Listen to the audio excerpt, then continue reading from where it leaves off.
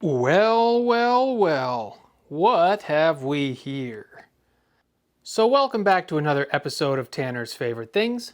I'm Tanner Knight, and today we finally have a modern maple drum set to check out.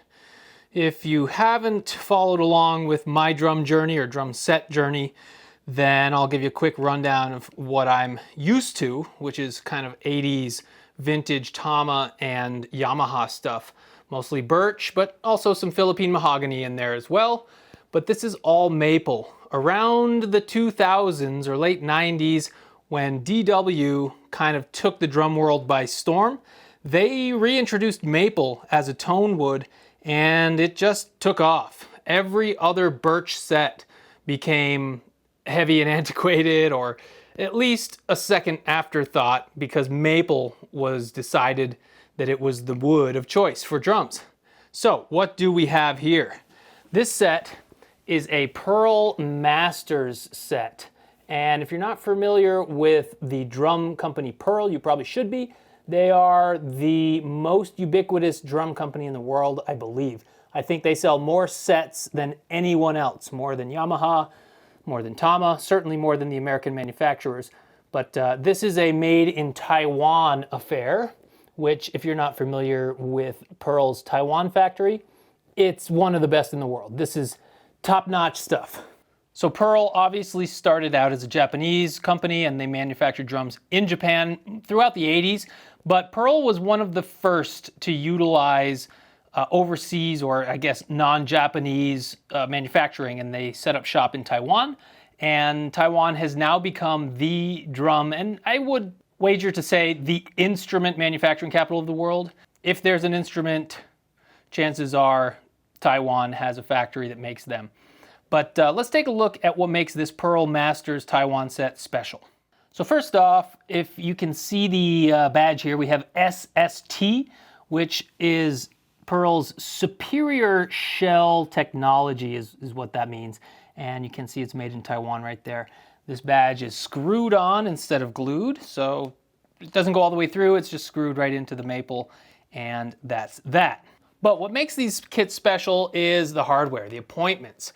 Not just the beautiful gold and silver finish that you see here, but look at these lugs. We have a cutout in every single lug, which allows for less contact between lug and shell. So therefore, there should be more resonance in the shell. I think it's a little bit debatable, but I tend to believe them when they come out with little features like this. So they're taking metal away from the wood and only contacting the wood in the smallest possible spots where each screw goes through the shell.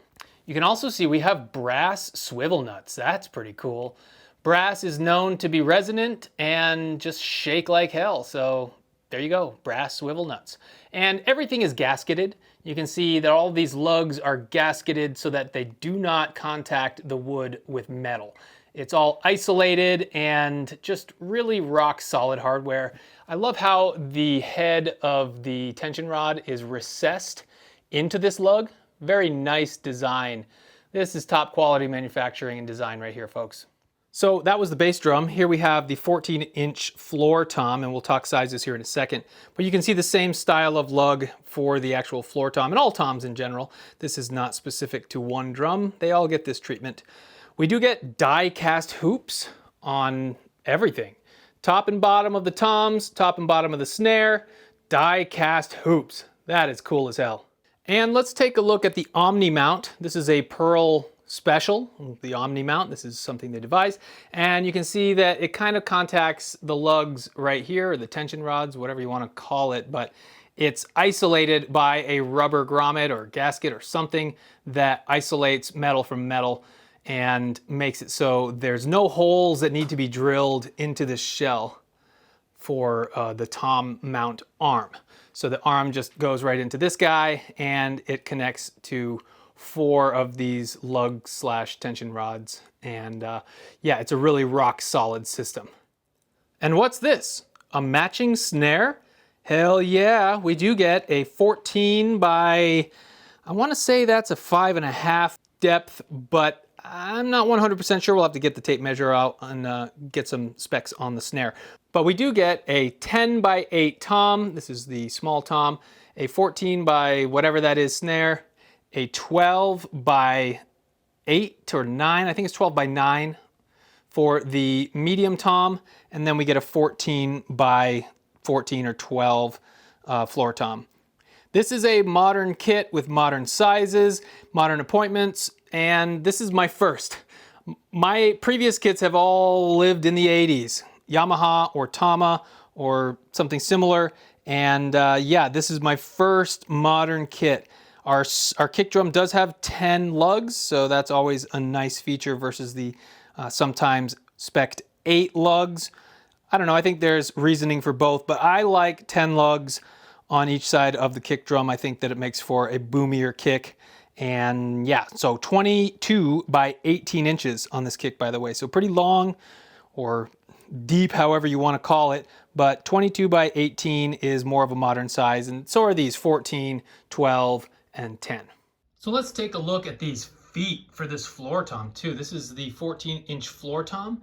And these have holes right through them. So this is an isolation tom leg or whatever you want to call it. And it's meant to remove as much contact from the floor as possible. Really nice appointment. All right, let's employ a little movie magic and get this kit set up in this corner. All right, here they are. Fully set up, ready to rock and roll. Okay, so let's recap the firsts for me on this drum set. First off, this is not my first Pearl kit. It's actually my second. If you didn't happen to catch my beater kit that I picked up for 50 bucks, that video will be linked below, but that's a Pearl Forum set. It's a much lower tier set. That's made in China and it's made of poplar or some other kind of crappy wood that's not maple. And it also sounds really freaking good, but this is a much more modern, a much more high-end and beautiful looking kit. So this will be my first maple drum kit, all maple as far as I know. I don't think there's any other weird woods in the mix, but we have an all maple construction, which is the first for me. We also have the modern tom sizes, the 10, 12, 14 versus what I'm used to, which is 12, 13, 16, or 13, 14, 18, which is what I have on my Superstar set right over there. This is also the very first virgin kick that I've ever had. And if you don't know what a virgin kick is, then think about it. It's the kind of kick that has not been drilled. It doesn't have any holes in it, so therefore it's a virgin kick. And it's a style of manufacturing that kind of took hold in the late 90s, early 2000s, where we have the toms mounted on the cymbal stands instead of from a post coming out of a hole drilled right into the shell. And most kits from the 80s, the Yamahas, the Tamas, the Pearls, the Ludwigs, all of the kits from that era will have that kind of central configuration because we have bigger toms, and that's just the way they did it back in the day. So my very first virgin kick drum. Other than that, it's a drum set, so I want to play it. So let's go ahead and hear what these things sound like. I'll just give you a tone sample of everything around the kit, and then we'll get into a little groove and hear it in action. Here's the snare.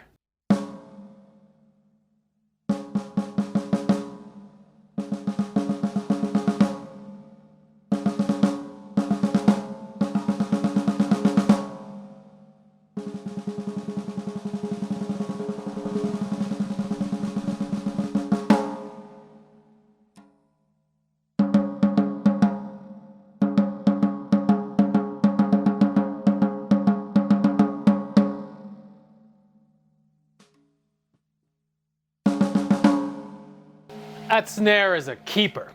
Here's the small tom.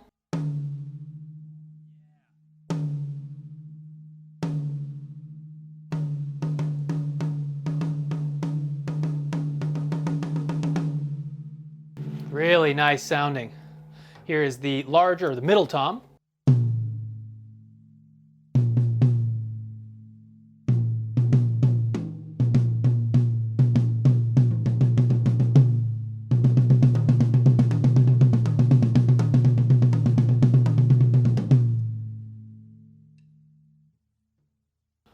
then here's the 14-inch floor tom. Pretty impressive for just a little 14-inch guy.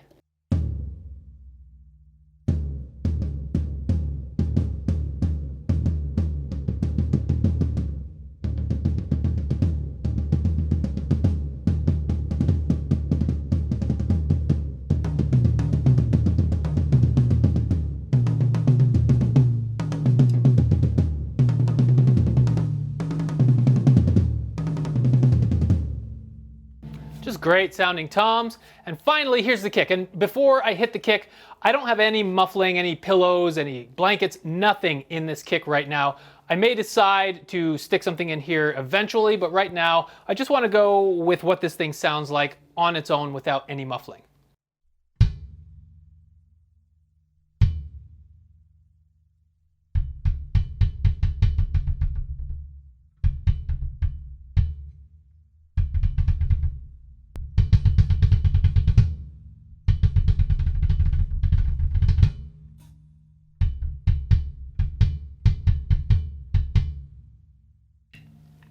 Sounds great without any muffling, so I may just keep it as is. I'm not crazy about the central hole in the front of the kick. I feel like that was probably done without considering maybe an offset hole, but I don't think it makes too big of a difference, but that's what's going on in the front. Speaking of all the heads, we do have Evans heads all across the board. I love Evans heads. I think that they're probably the premier head manufacturer these days. Slightly above Remo for quality and just variety and all kinds of things that go into making a drum head. Evans has the secret sauce. So we have a UV1 on these three drums here, the snare, the small tom, and the medium tom. And then we have a level 360 EC2, basically a clear pinstripe head on the 14-inch.